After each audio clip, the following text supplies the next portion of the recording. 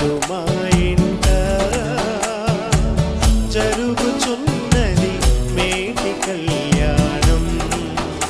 ఆదాము హవ్వలను